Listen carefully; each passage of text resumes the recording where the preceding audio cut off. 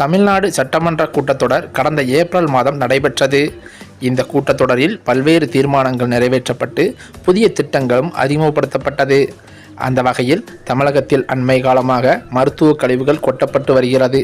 இதனால் சுகாதார சீர்கேடு மற்றும் நோய் தொற்றுகள் ஏற்படுகின்றன.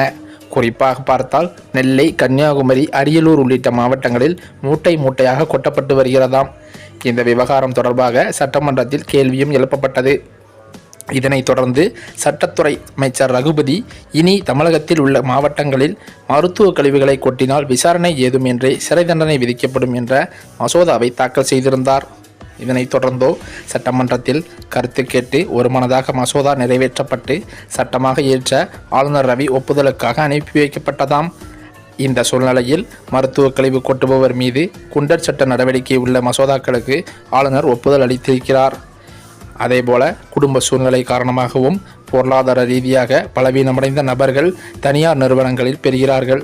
கடன் பெற்ற நபர்களிடம் வலுக்கட்டாயமாக வசூலிக்கப்படுவதால் தற்கொலைகள் அதிகரித்து வருகிறதாம். குறிப்பாக பொருளாதார ரீதியாக விவசாயிகள், பெண் சுய உதவிக்குழுக்கள், விவசாய தொழிலாளர்கள், நடைபாதை விற்பனையாளர்கள், பால் தொழிலாளர்கள், கட்டுமான தொழிலாளர்கள் இவ்வாறு பாதிக்கப்பட்டு வருகின்றனர். இதனை கட்டுப்படுத்த கடந்த மே மாதம் வலுக்கட்டாயமாக கடனை வசூலிப்பவர் மீது குண்டர் சட்டம் நடவடிக்கை எடுக்க வேண்டும் என்றும் வலியுறுத்தப்பட்டது.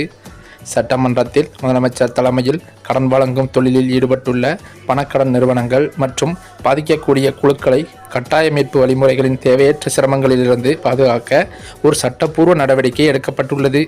அதன்படி பார்த்தால் குண்டர் சட்டத்தை திருத்துவதற்கான மசோதாவின் பொருளாதார குற்றங்களில் ஈடுபடும் நபர்கள் குண்டர் சட்டத்தின் கீழ் கைது செய்யப்படுவார்கள் என்று சட்டமன்றத்தில் மசோதாவும் நிறைவேற்றப்பட்டது.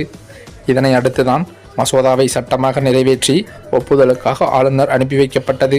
இதனைத் தொடர்ந்து சமீபத்தில் கூட பட்ஜெட் கூட்டத்தொடரில் நிறைவேற்றப்பட்ட மசோதாக்களில் ஒரு மசோதாவுக்கு ஆளுநர் ஒப்புதல் அளித்துள்ளார். முதலமைச்சர் மு.க.ஸ்டாலின் தலைமையில் 18 மசோதாக்கள் தாக்கல் செய்யப்பட்டிருந்தன.